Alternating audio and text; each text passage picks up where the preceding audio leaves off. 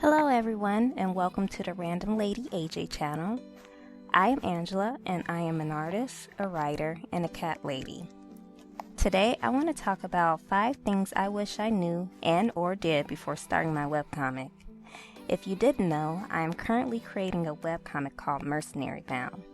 It's about a half Magus mercenary named Tamika from a realm of worlds where magic reigns, but she resides on Earth and tries to live a life without using her sword because she wants to put her dark past behind her. Yet, when others come from her magic world and begin to torment her city, she has to stop them before they complete their full conquest over Earth. You can read my webcomic at mercenarybound.com, or if you check out in the description box below, you can find other hosting sites to read it at as well, such as Webtoons. Now that the intro is done, let's get to the countdown. Number 5. Formatting for future book printing. I'm pretty sure I can say that the majority of webcomic makers would like to see their digital comic in print form one day, and some have already done it. I am one of those webcomic makers who would like to have her book printed one day. Well, when I began, I did a little research and I knew to make the size of my page 11 by 17, but I guessed with the boundaries, borders, and bleeds. There are boundaries there to prevent all of the hard work you put into drawing the comic from being cut off when being printed.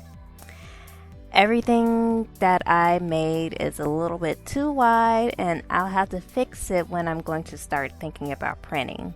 I did a practice test of making my comic into a book format one time, and I moved the panels into the borders and bleeds, and it didn't seem to be a big issue to do it.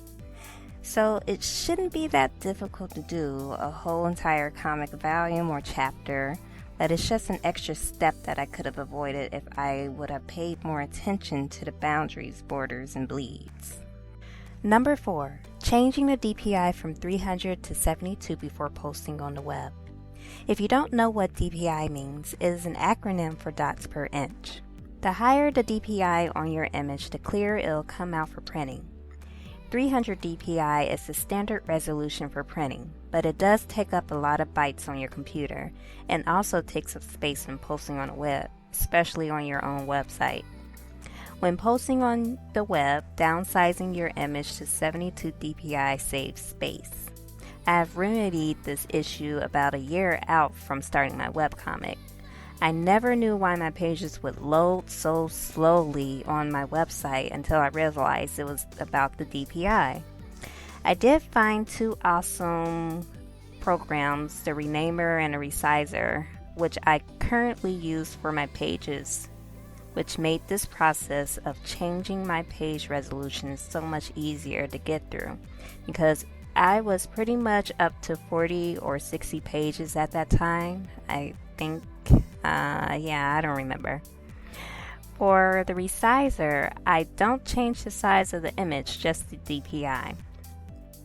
This is a simple mistake I made, but my website is so much faster when loading pages now than it was when I began. I don't know why I didn't think to do this before loading my pages onto the web, but at least I started with 300 DPI so that when I do go to print the pages, it won't come out blurry and hard to read. Lesson learned, now I low-res the majority of my artwork before putting it online. This also helps to not allow anyone thinking about downloading your artwork and printing it out by keeping it at a low resolution too. Number 3. Starting with a more simplified story.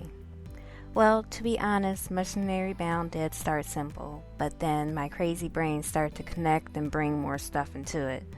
Now I'm over here trying to make a long-form series in a vast universe as a part of my unpublished novels that I still need to edit before going ahead and publishing them.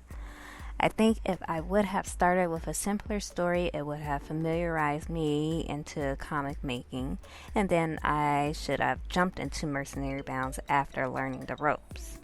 It would have been a little bit better and a bit easier because I would have gotten all the guesswork out and probably have less mistakes in general because I would know what I was doing. I did start off with 4 pages, which is the prologue, just to see if I was able to make a comic. And when I succeeded, I just continued on, and here I am now.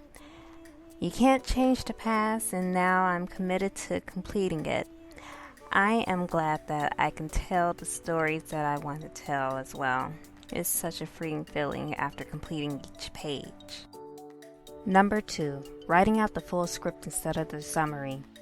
I do not have a full script of my story, just a summary of it. I will even let you know that I barely write a full script of each chapter. Instead, I'm jotting down events on sticky notes and loose paper, placing it in a folder until I'm ready to use that piece of dialogue or event. I've planned things for events that will happen far in the future as well, but they're all just pieces as of right now. I know where my story is headed, the main story, I should say. I usually do a light plotting so I can have a skeleton of where I need to go, and then I fill in the rest as I go along. I write what will happen at the beginning, middle, and end without going into detail between each event. This gives me flexibility to add and get rid of things such as the story progresses, and not stick to a strict plot. I think this also helps when creating surprises, and I love to explore my work seeing all the threads connect together. This method is very light and fun. Nonetheless, I like to explore new options, and I think that this method is best for me. The downside of this is that there may be inconsistencies and plot holes in the story, since this would be my first draft of the comic and I'm really just exploring. I just hope that they're not so large that it'll take away from the story in general. I do hope to get an editor in the near future to help me clean up my comic and get it ready to be published. And number 1, study more about comic book making. I like to jump into subjects and learn them as I go, and this is no different for me with this subject. Like I mentioned before, I should have started with a more simplified story before jumping into a long-form comic. Comic book making is tough work, and I learned that the hard way. It's fun, but time-consuming.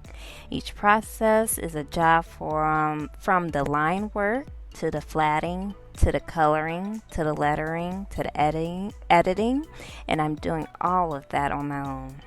I will admit, I somewhat jumped into it blindly, and creating a long-form comic as my first official comic was nuts. I used to read a lot of manga when I was younger, and I still read manga and webcomics as of right now. I just don't have a lot of time like I used to, but I'm familiar with the subject. I think that if I would have started with reading a few books about how to make comics or just watching more tutorials on YouTube about comic making before beginning, it would have benefited me in the long run. Nonetheless, it's always a breath of fresh air as soon as you finish up a page. That sense of accomplishment always gets me to create another page because it always brings me one more step closer into completing Mercenary Bound.